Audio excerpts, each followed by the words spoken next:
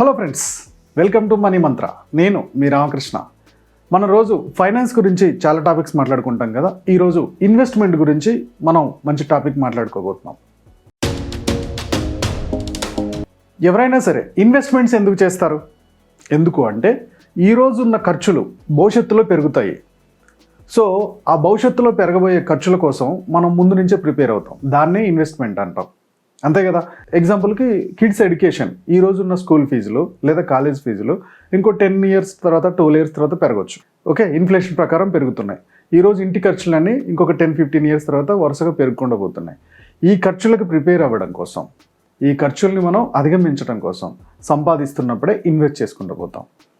అలాంటి ఇన్వెస్ట్మెంట్స్ ఒక కష్టకాలంలో ఎలా బిహేవ్ చేస్తున్నాం అనేది మనం ముఖ్యంగా తెలుసుకోవాలి.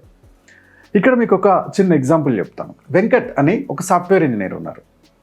ఇతను జాయిన్ అయిన కొత్తలో కొలీగ్స్ వీళ్ళందరూ స్టాక్స్లో మనీ పెట్టడం చూసి ఇతను కూడా కొంచెం ఇన్ఫర్మేషన్ తెలుసుకొని స్టాక్స్లో డబ్బులు ఎలా పెట్టాలి ఏంటి అనేది ఇతను కూడా ఇన్వెస్ట్ చేయడం స్టార్ట్ చేశాడు స్టాక్స్లో. దాదాపుగా 2 yearsలో ఒక 7 lakhs దాకా పెట్టాడు. సో అది కూడా రిటర్న్స్ మంచిగానే ఇచ్చింది. దాదాపుగా ఆ స్టాక్స్ వాల్యూ 10 lakhs అయింది. ఓకే, సో 10 lakhs అయిన తర్వాత 3rd yearకి వచ్చేవరకు స్టాక్ మార్కెట్లో కొన్ని ఒడిదుడుకులు స్టార్ట్ అయినాయి. సో స్టాక్ మార్కెట్ మొత్తం పడిపోవడం స్టార్ట్ అయింది.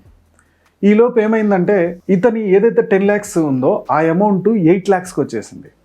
సో ఇతనికి భయం వేసింది.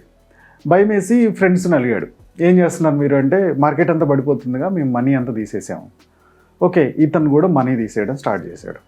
మరి ఏం చేయాలి వీటిని అంటే, ఫిక్స్డ్ డిపాజిట్స్కి వెళ్ళు, ఇవైతే రిస్క్ తక్కువగా ఉంటుంది. So bank fixed deposits return మంచి సేఫ్టీగా ఉంటాయని చెప్పి ఎవరో చెప్పారు. సో ఈ అమౌంట్లో సగం డబ్బులు తీసేసి ఫిక్స్డ్ డిపాజిట్లో పెట్టాడు. సో ఇతను పెడుతున్న 6 monthsకి ఒక బ్యాంకులోకి అనౌన్స్ చేశాయి. సో ఇప్పుడు 6.5 ఉన్న ఫిక్స్డ్ డిపాజిట్ ఇంట్రెస్ట్ రేట్లో అది 7.5కి మారుస్తున్నాం అన్నారు.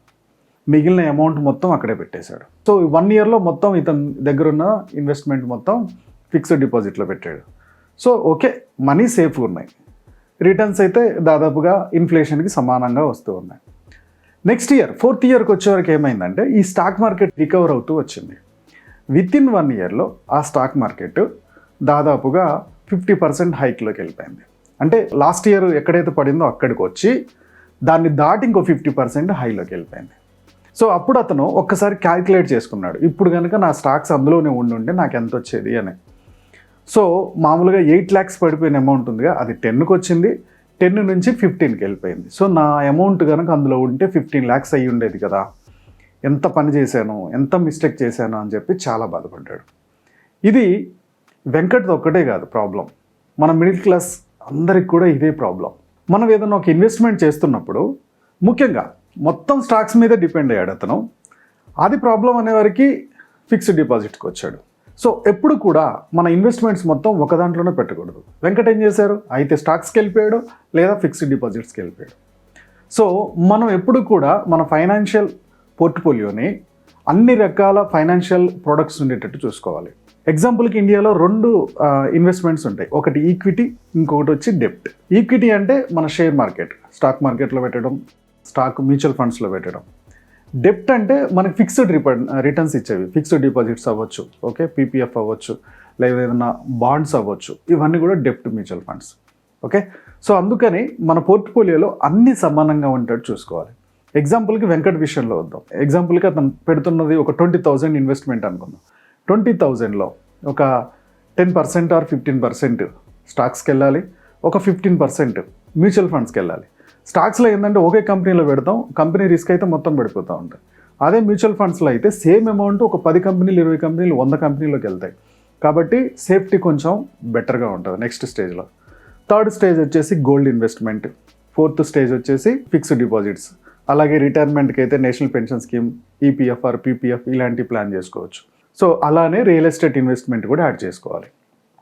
ఇలా మన పోర్ట్ఫోలియోలో అన్నీ సమానంగా పెడుతూ వెళ్తున్నప్పుడు ఒకవేళ స్టాక్ మార్కెట్ ప్రాబ్లం అయినా మనకి మన రియల్ ఎస్టేట్ ఇన్వెస్ట్మెంట్ సేవ్ చేస్తుంది, లేదా గోల్డ్ ఇన్వెస్ట్మెంట్ మనల్ని కాపాడుతుంది.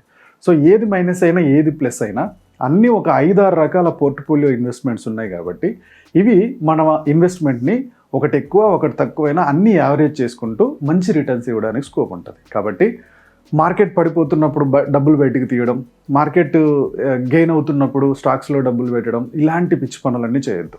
మీరు ఇన్వెస్ట్మెంట్ లాంగ్ టర్మ్ కోసం పెట్టుకున్నారు, ఒక 10 ఇయర్స్ లాంగ్ టర్మ్ కోసం పెట్టుకున్నప్పుడు ఖచ్చితంగా మీరు డబ్బులు ఇన్వెస్ట్ పెట్టి వదిలేస్తే సరిపోద్ది, అది ఎట్లుందో అని చూడొద్దు. ఓకే, ఒక 10 ఇయర్స్ లాంగ్ టర్మ్ ఇన్వెస్ట్మెంట్ పెట్టుకున్నప్పుడు ప్రతి సంవత్సరానికి ఒక్కసారైనా లాగిన్ అయి చెక్ చేయండి. అసలు ఎంత ఇన్వెస్ట్మెంట్ గ్రోత్ అవుతుంది, ఎంత తగ్గుతుంది అనేది చూడండి. ఓకే, రోజు చూడొద్దు, 1 ఇయర్కి ఒకసారి చూడండి, లేదా 6 మంత్స్కి ఒకసారైనా చూడండి. చూసి మనం ఎక్స్పెక్ట్ చేసినట్టు ఆ రిటర్న్స్ ఎక్కువ వస్తున్నాయా తక్కువ వస్తున్నాయా. వరుసగా 2 సంవత్సరాలు పడిపోతుంది అనుకోండి మీరు పెట్టిన ఇన్వెస్ట్మెంట్, సో 3వ సంవత్సరానికి దాన్ని కరెక్షన్ చేసుకోవాలి. అంటే మనం ఏరియాకి షిఫ్ట్ చేసుకోవడంలో తప్పలేదు. కానీ 6 మంత్స్కో 8 మంత్స్కో స్టాక్ మార్కెట్లో కరెక్షన్ వచ్చింది, ఈ కరెక్షన్స్కి భయపడి ఇమీడియట్గా డబ్బులు తీయొద్దు. 10 ఇయర్స్ అన్నప్పుడు లాంగ్ టర్మ్లో అది ఆటోమేటిక్గా రికవరీ అవుతుంది, ప్రాబ్లం లేదు. కాబట్టి ప్రతి చిన్న విషయానికి టెన్షన్ పడిపోయి డబ్బులు తీయొద్దు.